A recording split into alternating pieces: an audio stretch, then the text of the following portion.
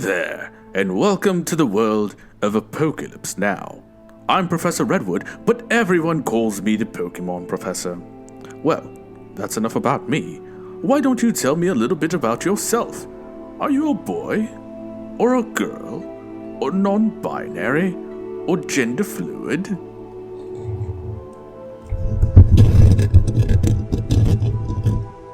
Yes. Well, I will be inquiring no further, but good for you. Hell yeah. I've been trying to make my way out of Unova. Unfortunately, I've been stuck waiting on an old contact of mine. She hasn't made her way to me yet, and I'm afraid that it may be a while still. Not that I believe she's been apprehended, mind you. I am regularly putting out a podcast with updated information on my situation and location, and the authorities still haven't laid a finger on me. In fact, in case any authorities are listening, in the last 2 weeks, I've gotten laid 3 times with 4 separate people, and I have had very regular bowel movements. I hope that is somehow helpful to you in your efforts to apprehend me. Anyway, you're not here to listen to me talk about my trouble with contacts or get an excellent recipe for my fiber-rich breakfasts. In our last recording, we learned of the crew's intended trek across the dunes to the pokeball factory they intended to raid. On the way, they met a mutated Grumpig that seems to have infected Fennekin with some sort of psychic malady that is growing a hunger within her. When they stopped over with Team Yell, the crew told stories of how they came together. Upon reaching the Pokeball factory, they were met with a potentially explosive greeting by a Voltorb. Lux, however, managed that easily enough. Inside the Pokeball factory, however, they discovered a half-human, half-Porygon mutant guarding the main production floor. Truly, I cannot wait to see how the crew manages to resolve this problem. If they do manage to resolve this problem, that is, it's entirely possible that they all die and future recordings will follow someone else. That would suck though. I rather like these 3. For now, however, let us go forward into the next batch of recordings and see if there aren't any clues that we might be able to find in episode 4 of Apocalypse Now. As the door to this floor slowly creaks open, this man turns to face you and starts screaming. This Pokemon, you might say? Yes, you might in fact say that. A Pori guy. He screams and points at you, and you can see... Are you guys familiar with Lichtenberg scars? Okay, they're the scars you get when you're struck by lightning. They basically looks like, sort of like tree branches. So you can see a Lichtenberg pattern crossing his body, connecting these crystals. First, it glows in red, then in a bluish white, and then in a bluish yellow. A second later, he points at you, and 3 spiraling beams of light in those same colors are shrieking towards you. What do you guys do? Dodge roll out of there from out of the cover, I guess. Yeah, I was gonna say, dodge, duck, dip, dive, and dodge. Okay, so if you are just trying to evade... This feels like a finesse roll to me. That is probably right. But you guys are in desperate position, so you will be able to get a lot of XP in this fight if you don't die. Can I roll wreck and make a case for I pick up something and throw it in the path of the arcing thing? You can absolutely roll wreck. Then I would like to pick something up and roll wreck to intercept the beam. Okay. Alright, well, prowl it is. Is there a devil's bargain? Yeah, I was about to ask. The devil's bargain would be the staircase behind you collapses and you'll need to seek alternate routes. I might have to take that. Okay, so Adam, you're taking the devil's bargain. Do I need to come up with another one? No, I think Adam's the only one taking a devil's bargain. I'm just rolling straight, so. And would either of you like to stretch yourself? Now is the time to do it if you're going to do it at all. Yeah, I'm not going to use the devil's bargain, and I'm not going to stress myself yet. Same here. There's probably going to be ample opportunity for that later. I, on the other hand, am going to accept the devil's bargain. Okay, great. So you guys are rolling in a desperate position. So you will mark XP for whatever you are rolling, and go ahead and make your rolls. I got a 5. 6. And Azrael got a 5. Okay. Azrael and Chomper got partial successes, and Vlad, you got a 6. Yep. Cool. So Lux got a full success.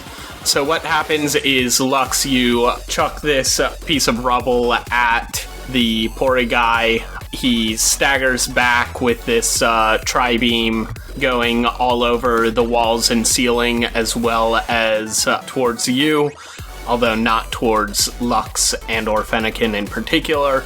You hear a crash from behind you as the staircase comes crashing down. For Azrael and Chomper, on a partial success in desperate position, you do it, but there's a consequence. You suffer severe harm, a serious complication occurs, you have reduced effect. Yeah, so you guys can choose between harm or a complication, pretty much. For a complication, the collapsing staircase has only collapsed onto, like, the upper levels, so you guys can go down, but you can't go back up that way. And from below, you can hear shouting and stomping boots. So it drew more coming up. Okay. And that's just my complication? Yes, that is just your complication. What is Chomper going to take? Is he going to take the complication or the harm? Chomper is still walking off the Ekenspite, so gonna have to take a complication. I think that you get part of your hand blown off. Damn. So yeah, you basically get your fingers blown off. Ah, fuck. How am I gonna flick people off with this one? It's like half your identity gone. God damn it, Chomper. Again, if it weren't for the fact that thing grew back, you'd be in a lot of trouble. I mean, it is a severe consequence. Yeah, who wants to go first then? We need to find some cover. What kind of rubble do we have around? There's quite a lot of rubble. The Pori guy just blasted a whole bunch out of the wall, and also this is like an industrial space. There's plenty of big metal crate, conveyor belts, and I don't know, whatever's in like pokeball factories in the games. If y'all will permit Chomper to go first, he's going to try to entreat this Pori guy to sort of lay down its arms, as it were. By all means.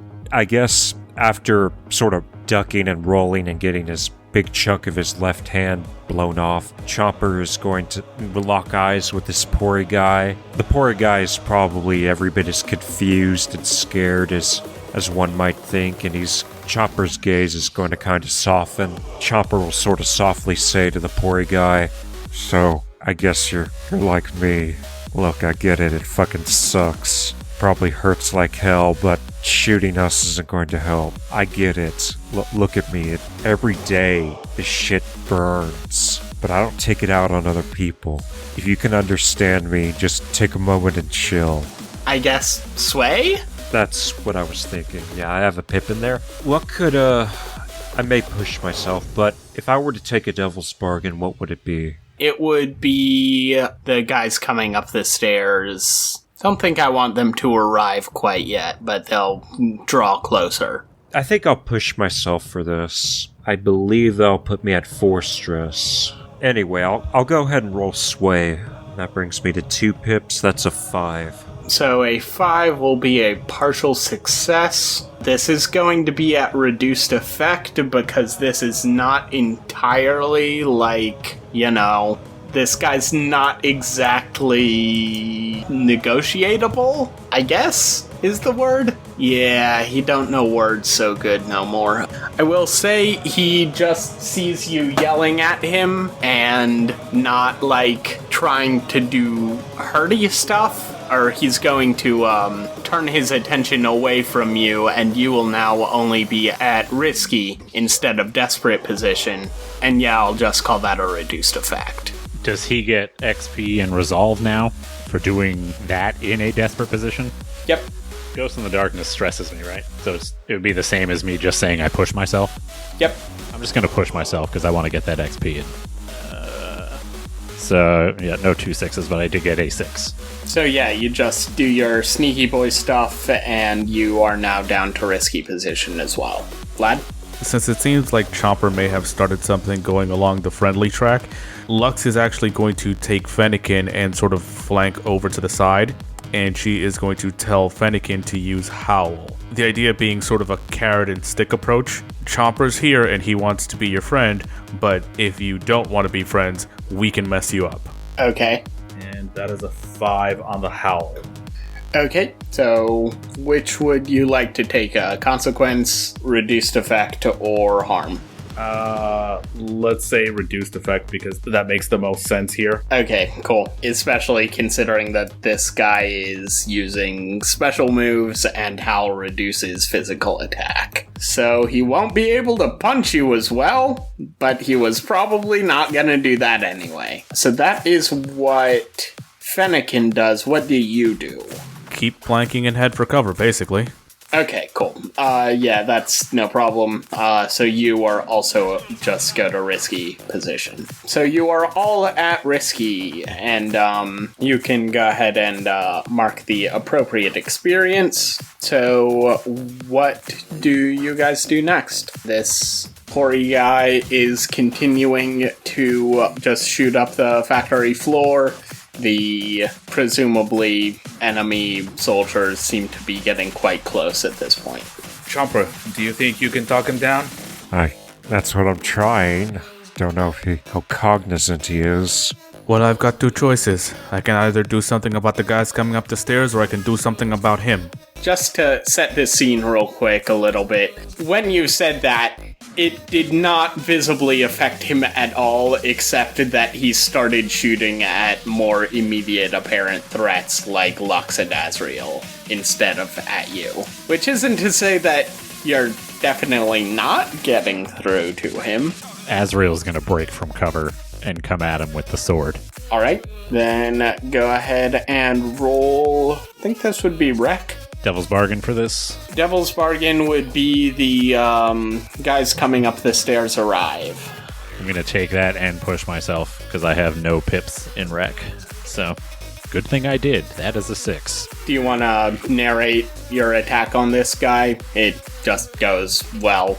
Pretty much want to come around to beside, just behind, and I will move out and kind of launch myself off of nearby rubble and do like a spinning down strike with my Scyther's arm sword. Woo! Alright, great. Yeah, you cut deep into this Pori guy's flesh, and you can feel your blade stops when it bites into something that feels harder and more brittle than bone, and you can see a glint of crystal as you withdraw the sword for just a moment before the wound wells with blood. As you do this, you can see the Pori guy look at Fennekin, and he has like one of those little scanning lasers come out of his eye. Then the Lichtenberg pattern emanating from the wound lights up in red. When he next fires a tri-beam, you notice it's now somewhat lopsided, favoring fire, because Porygon has the Trace ability, which lets it copy the abilities of other Pokemon it's in combat with. And Fennekin has the Blaze ability, which, when it gets down to low HP, powers up its fire attacks, which normally would not affect Tri-Beam because Tri-Beam is normal type, but we're not doing that because I am God right now. Well, unfortunately, God would now be a good time to tell you that Fennekin does not have the Blaze ability. It instead has its hidden ability, Magician. It's aimed at whoever next rolls a 3 to 5, and then chooses to take harm. Okay. I don't know what that means. A hidden ability is an ability that some Pokemon in a species may have.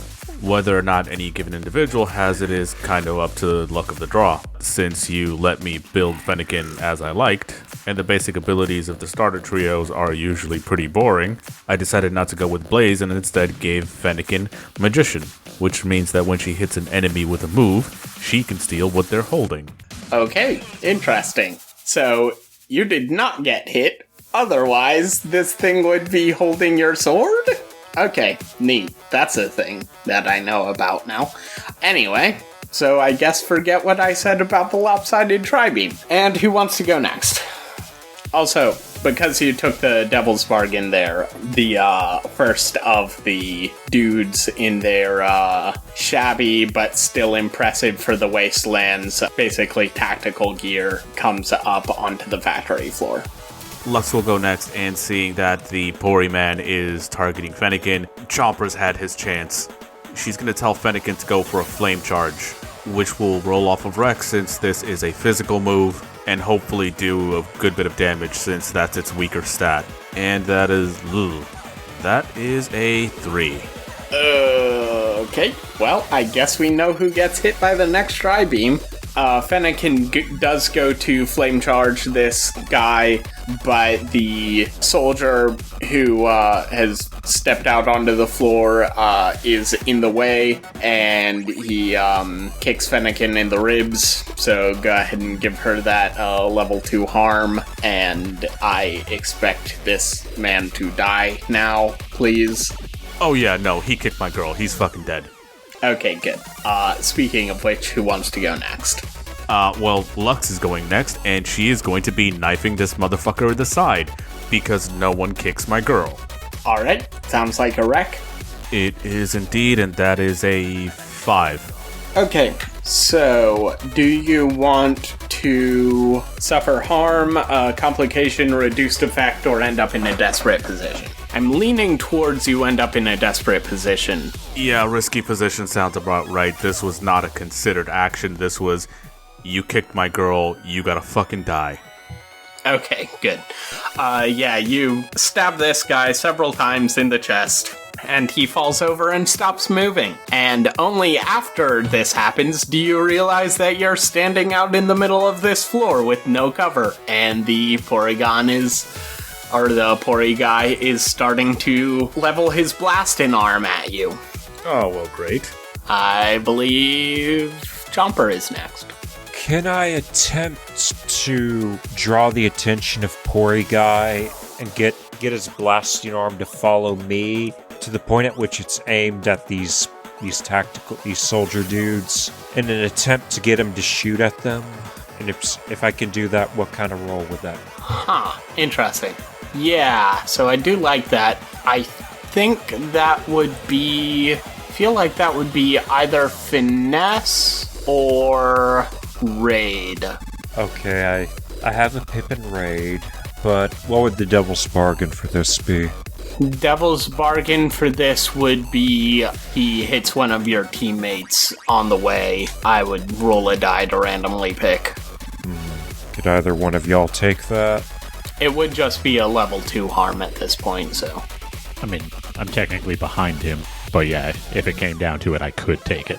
I'll push myself for this one, so I'll go ahead and roll 2. I'm scared, you guys. That's a 6. Yes. Noise. Alright, yeah, so it goes off without a hitch. Do you want to narrate it? As the Pori guy is sort of gazing at Fennekin with, I guess, dispassionate murder in its eyes, Chomper's going to yell at it and sort of wave his arms as he notices the soldiers coming up. Hey, look at me, I'm a weirdo. Hey. And as the Pori guy, his aggro meter starts to go up on Chomper starts sort of jumping over toward right in front of the soldiers. And as the Pori guy begins to charge up its tri-beam and sets it off, Chomper's going to duck and let the tri-beam hit these soldiers, or one of them at the least. Tell you what, make a fortune roll for me to see how well this goes for you. And that is a 3. Okay, yeah, so it gets a couple of the dudes. You get the feeling that there might have been some sort of, like, IFF built into this thing, and so the beam shuts off faster than you would have expected to, though not fast enough to save the next 2 of these mooks to come up the stairs. And who's going next? I guess it would be me. He's still up and running. Yep. Do another slash with the sword. Okay, go ahead and roll rec. Devil's bargain. Devil's bargain would be an ominous beeping starts coming from his chest. Of course it does. I'm not going to take it. This probably isn't going to go well for Azrael, but I'm just going to straight roll this. Holy crap. I should send a photo of this. So I'm at disadvantage, but I rolled 2 6s. If only you had advantage. Okay. Have we rolled any crits yet? I only can in Prowl or Trek. I could roll the crit. Alright, well, you get a full success, so yeah, tell me how you kill this guy. I take it two-handed and come swinging down right into the cut I made first, and you just hear the sound of that crystal I hit the first time cracking and just shattering under my blade. Okay, yeah. And so when you break this crystal, like his entire, like all the crystal in all of his joints shatters and he just like falls into a bit of a puddle. And so yeah, that guy is down, but you still have some mooks coming up the stairs. So how many guys are at the top of the stairs, and did they survive the hit? The couple of guys who were at the top of the stairs did get friendly fired by the tri-beam, but... Are they still standing? It's pretty much like... Yeah, no, those guys are gone. Those guys are just like legs, but there are a few more on the stairs, it sounds like. Azrael would take this time, if possible, to flank the stairway coming up, like to hide next to it. Yeah, you might not want to do that because Lux is about to call out to Fennekin and say, Fennekin, Ember, with the idea being, let's turn these stairs into an inferno. Well, I mean, I'm not going into the stairs, so if Fennekin's shooting down them, that's fine. Yeah, that's the idea. Fennekin's basically going to be like a gun turret at the top of the stairs firing down at these guys. Oh, before I roll, what's the devil's bargain on this to either waste all these guys or to effectively block off their stairwell from below? Same as previous, the Pori guy starts ominously beeping. Okay, no one in their right mind is going to go with the beeping. I mean, there's a beeping underneath Delmai's Ridge that someone needs to look at. Yeah, we should do something about that. In the meantime, yes, that is a 6. Okay, cool. I mean, normally I would let you narrate this, but I think it's pretty straightforward. Just, Fennekin posts up at the top of these stairs and starts setting the guys on fire as they come up. Well, the way that Ember usually looks, it's like a series of small fireballs jetting out of the Pokemon's mouth at rapid fire. So I imagine Fennekin runs over to the top of the stairs, steadies her stance, looks down at the guys coming up, and with fire in her eyes says, Fen! The ruff on the back of her neck spikes up. She opens her mouth as wide as it will go, and then bursts of fireballs just start jetting down out of her mouth, spraying down the stairs and everyone on it. Okay, great. And that will be the fight. So, what do you guys want to do now? You have this dead, semi-liquefied Porygon and a bunch of crispy army dudes looking around the floor. You can see that this is full of derelict machinery and half-made Pokeballs. The stairs back up are not functional anymore, but it looks like you can walk along the machinery itself, and that may give you another route back up. Then you can also take the stairs down. Many hands make light work. Jumper, can you look at the Pori men? You know more about mutant physiology than any of us. I'm going to check out the soldiers and see if they can give us any clues. You don't think they're here for the building, or are they here for us? They weren't waiting to ambush us. They were probably here for the same reason we are. I don't like this. Still, I'll take a look at the Pori guy, see what his deal is. I don't like it either, but it's kind of the only thing that we can do for now. So I'll go and inspect the remains of the soldiers. primarily for anything that they might have on them, weapons, gear, if they've already got any pokeballs on them. Secondarily, to check them out for any clues, see if they have any telltale signs of mutation on them, if Daddy Dearest's process has gotten any better, because Lux is 100% sure he's the only one who could have built anything like the Pori Man. Okay, roll hunt. Any chance I can interest you in a read roll? Yeah, you could interest me in a read roll. Okay, yeah, that's a 5. Okay, so with a 5, I want you to tell me something good you find, and then I'll tell you what you find that's not so great. I'm gonna say that these guys came out with really good weapons, like military-grade handguns and rifles. You also find a radio on one of the guys that still has his chest intact. As you pick it up, it says, "Hello, Alpha Team. Where are you? The Porygon experiment has stopped giving readings." Lux is gonna look at the communicator, shrug her shoulders, and in her best, beautifully deep, masculine voice say, "There was an accident. Some machinery fell on it. The thing didn't make it." Go ahead and roll sway for me. 4. Yeah, I'm just gonna say the radio clicks. After that, you suspect that whoever's on the lower floors might be ready for you. Lux looks at Azrael and Chomper. "Looks like we may have some company soon. Look around, see if any of what we're looking for is up here. If not, we're going to have to decide whether or not we want to go down and fight any more of these guys." Alright, this isn't great, but Chomper will take a look around, see if there's anything that's worth looting or salvaging.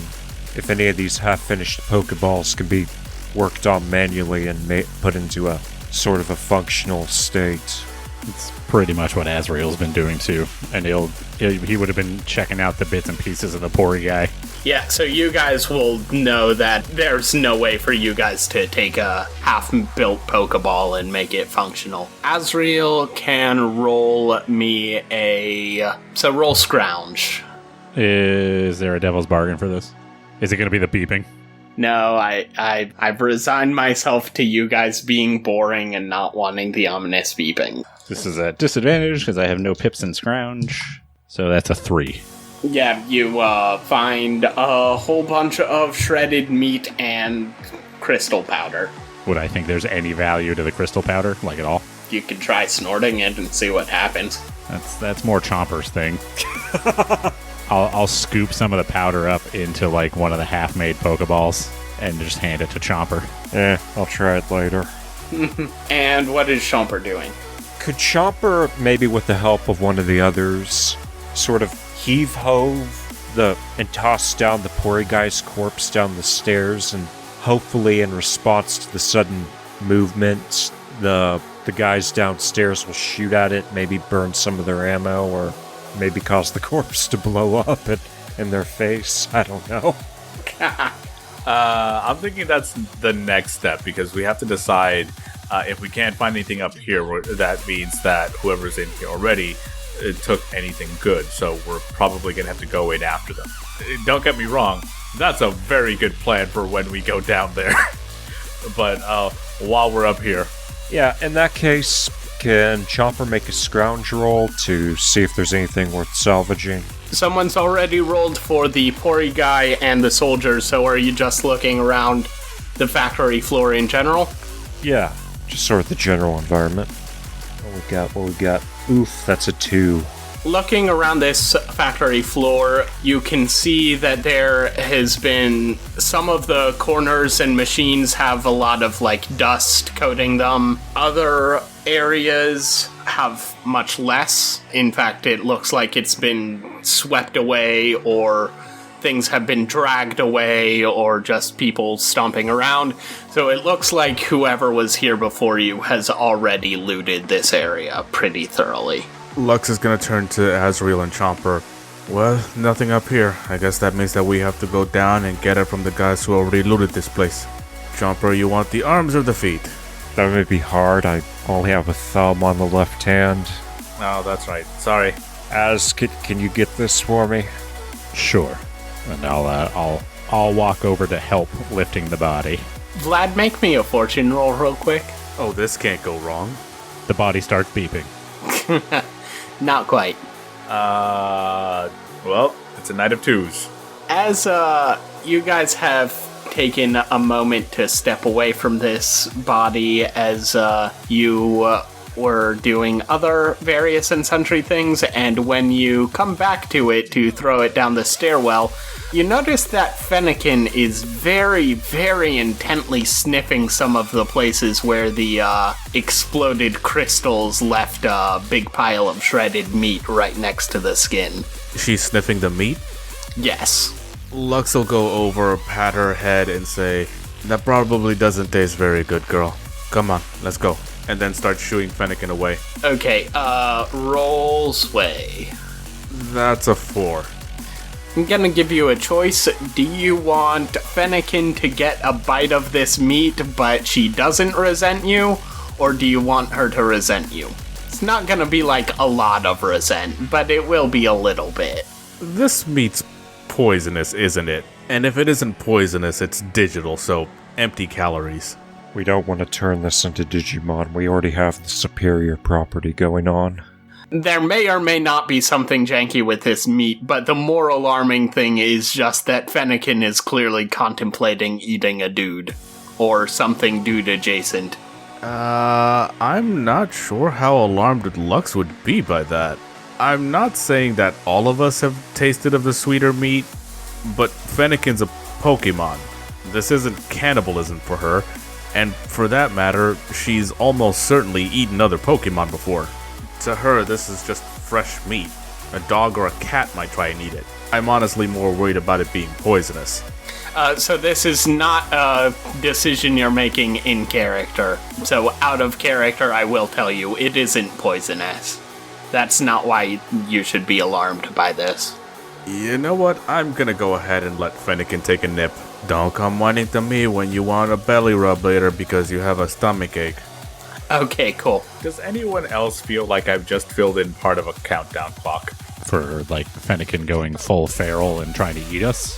Yep. Cool. So you guys are chucking the body down the stairs? Yeah. Certainly seems that way. That seems like a wreck, probably. Okay. Lux, it's a 5. Azrael got a 2. And the result for this will be a 5. A complication occurs, you have a reduced effect, you suffer lesser harm, or you end up in a risky position. Or you can withdraw and try a different approach.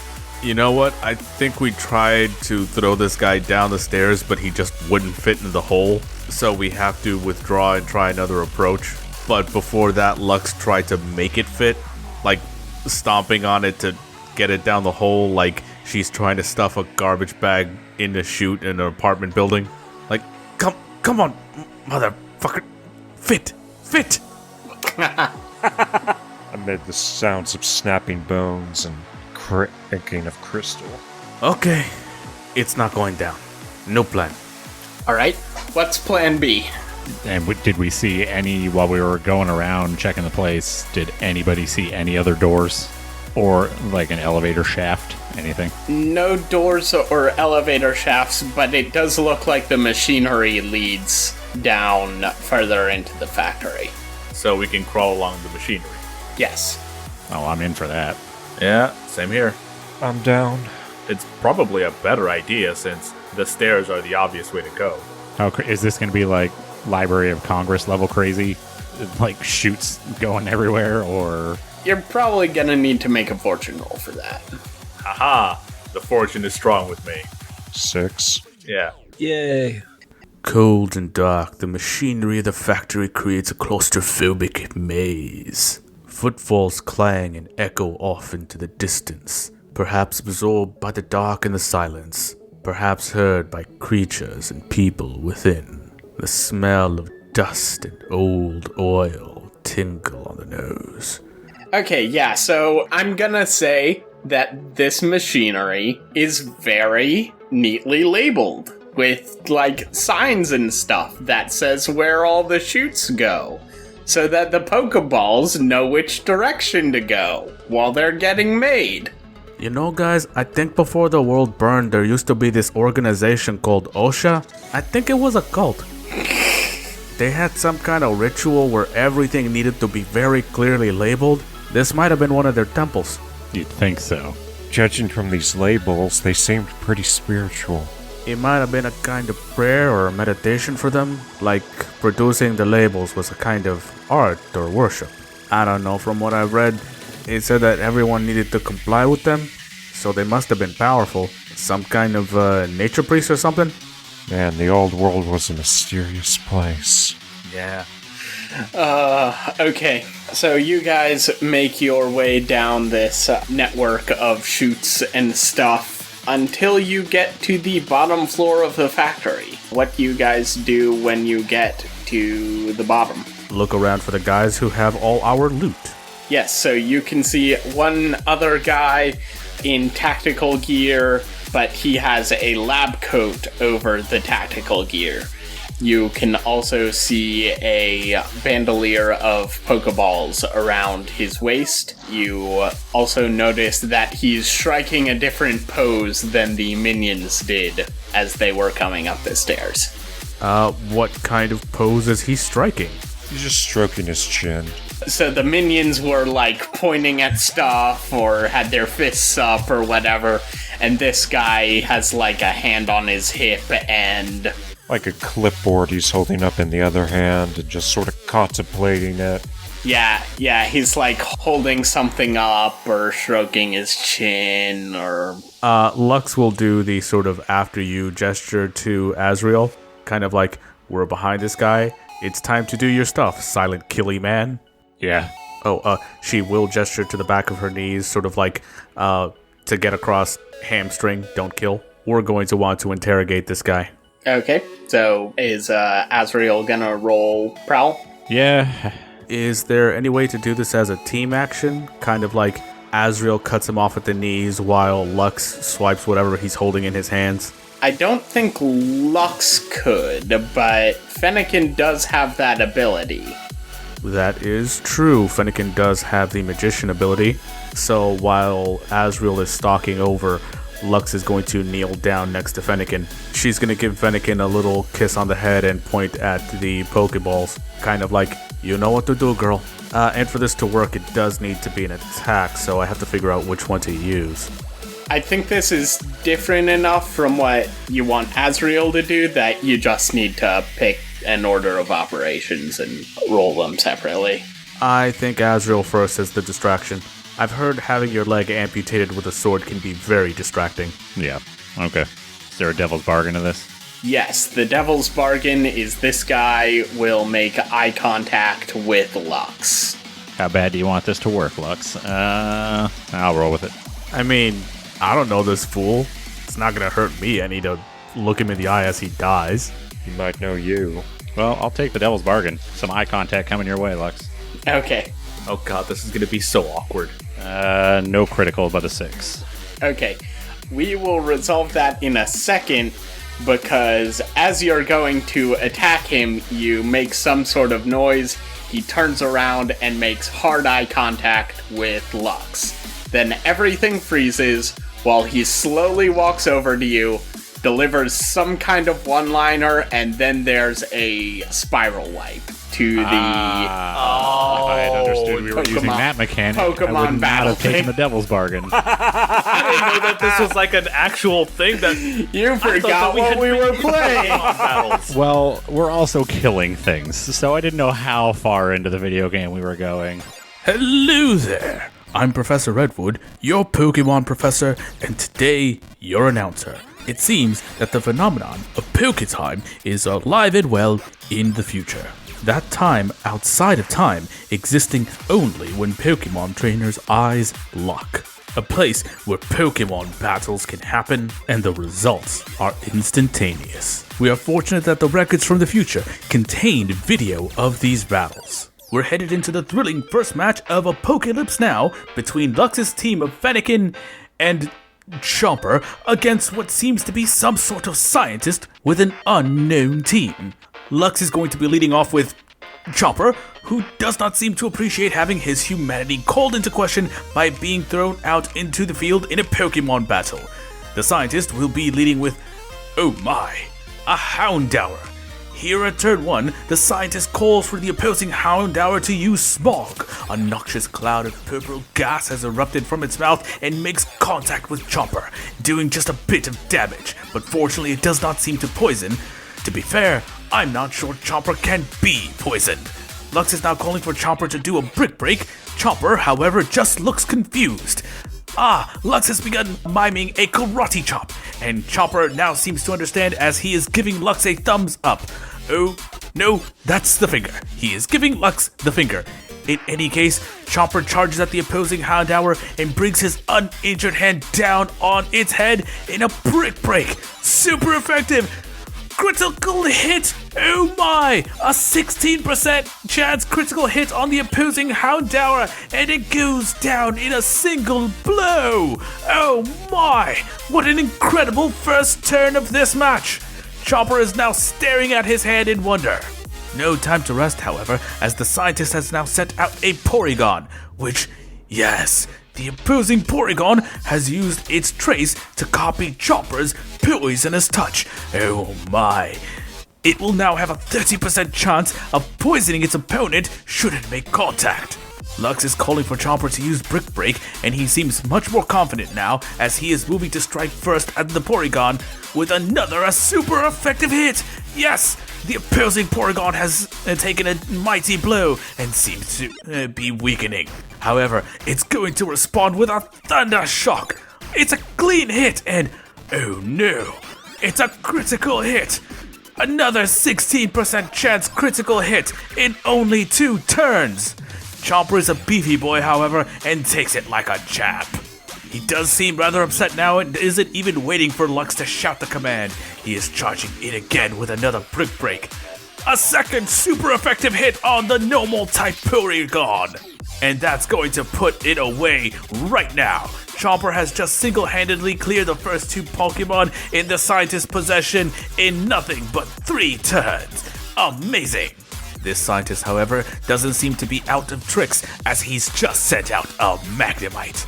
Chomper looks rearing to go, however Lux is calling him back, likely concerned about his injuries, and has sent out her Fennekin.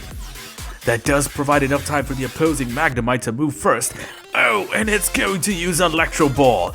A spark of ball lightning strikes into Fennekin and does a significant amount of damage. Fennekin doesn't look happy, however, and the moment Lux calls out for it, it charges in with a flame charge. It lights up its body with fire, and yes, it makes contact with Magnemite, scorching its steel body with a super effective hit. The opposing Magnemite seems to have taken even more damage than Fennekin, and Fennekin's speed has risen now that it has used Flame Charge, a secondary effect. The opposing Magnemite looks shaken, but the scientist is calling for Supersonic! It's not going for an attack, it's looking to weaken Fennekin by making it confused. If the move lands, there will be a chance that Fennekin might hurt itself instead of attacking, and yes! Fennekin has become confused! Despite that, Lux is calling for it to attack once again, hoping that Fennekin can break through confusion, but oh no! Fennekin has hurt itself in confusion and will take a bit of damage. Worse, giving the opposing Magnemite a chance to use Thunder Wave! Oh no!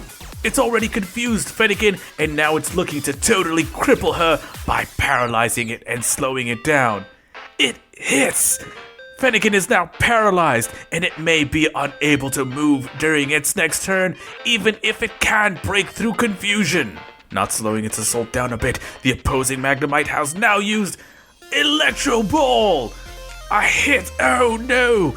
And Fennekin has taken significant damage. It seems to be on its last legs.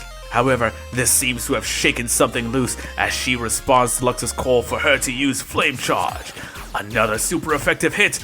Not quite as strong as the first, however, and the opposing Magnemite seems to have taken a significant amount of damage, but has not been put away.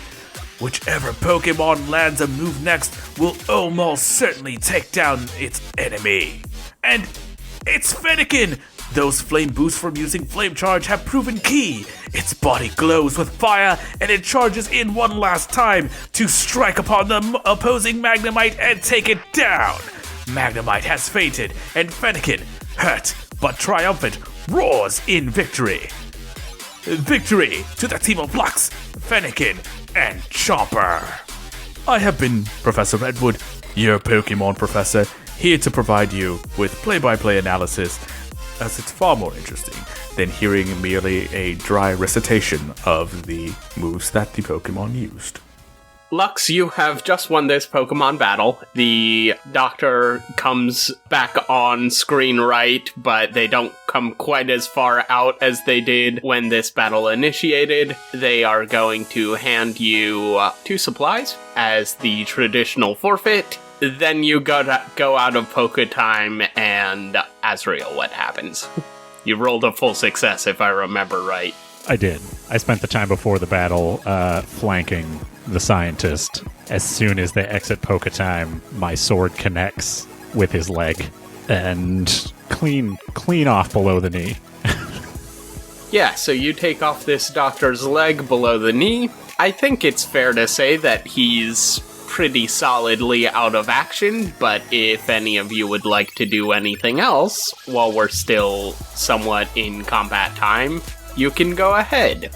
Lux is gonna go over to where this guy is writhing on the ground bleeding, and then she's gonna kick him in the fucking face. You nuzlocking piece of garbage! It's assholes like you that make Pokemon battles hell! Nuzlocking piece of trash! And she's gonna kick him in the face again.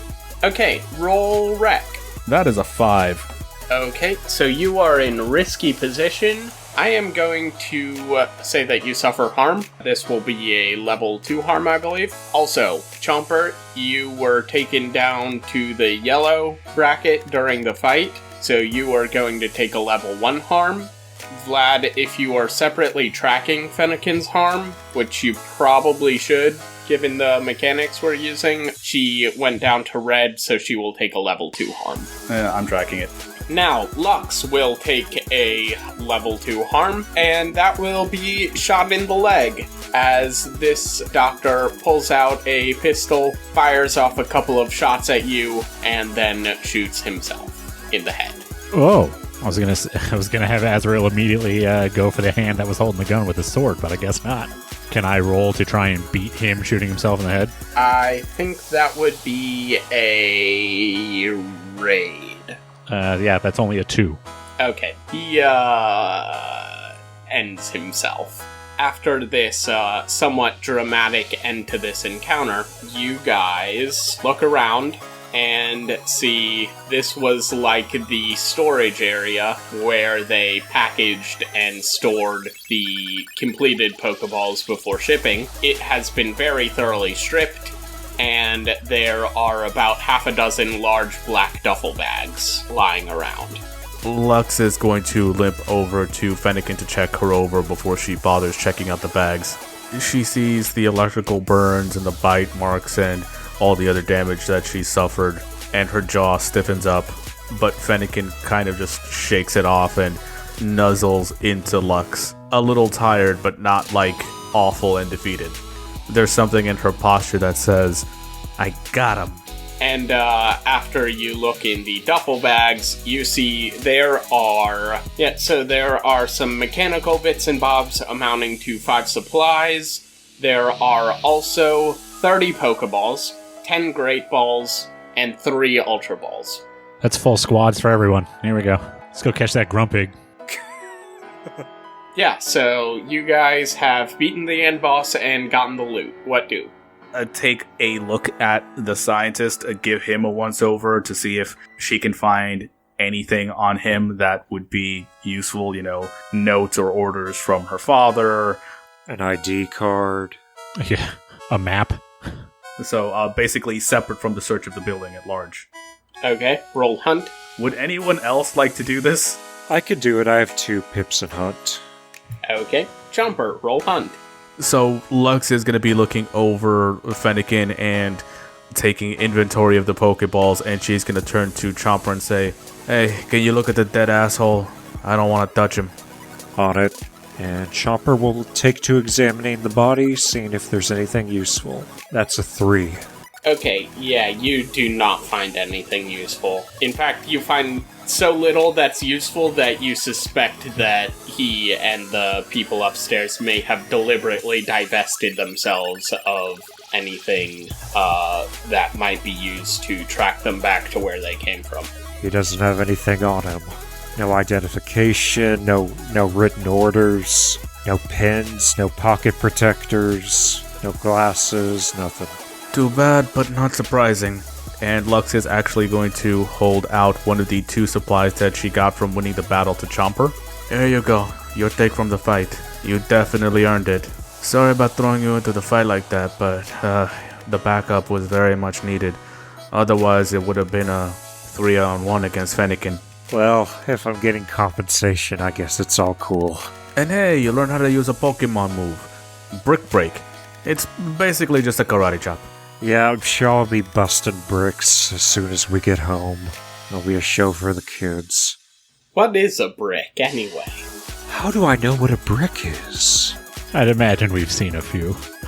It's an old technical term from the before times for skull. Azrael would like to have a flashback to gearing up for this mission, and I want to have Azrael bring a full first aid kit, if that's something we have any medical supplies. I think that'll just be one stress.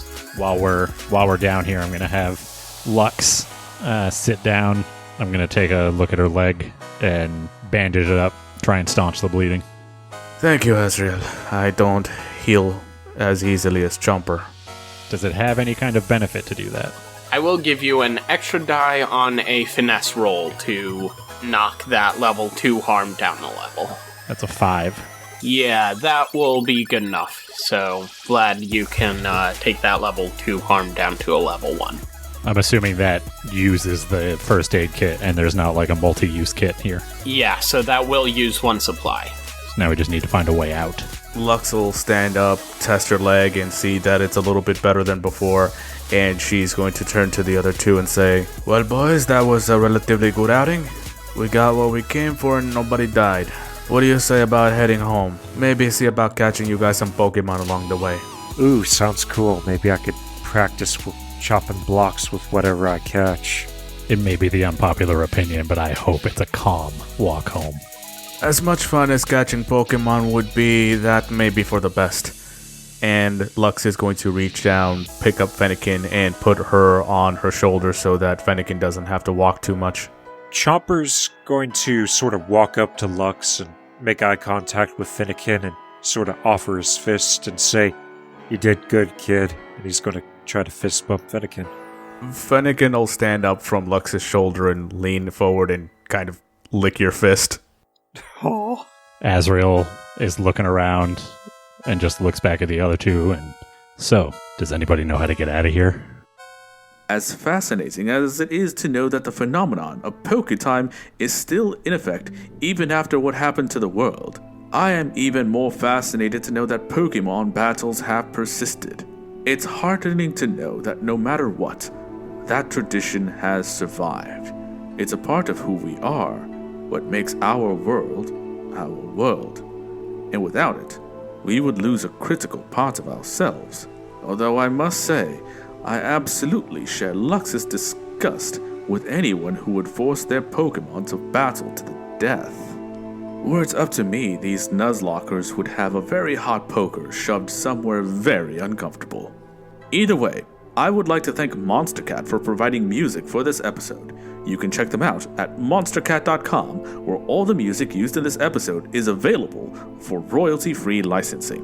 If you enjoyed this episode, please like, comment, and subscribe, as it will make it easier for other researchers to find us and aid us in building a timeline of the forthcoming apocalypse. If you would like to support this podcast and My Flight from Justice, you can do so at patreon.com/Pokemon Primeval, where you will find membership levels offering all sorts of benefits, including altering the space-time continuum so that you too survive the apocalypse and appear in the recordings. It's even possible to have Arceus GM a game session for you and your friends. Goodbye for now, and I will see you next time on Apocalypse Now, where our story continues.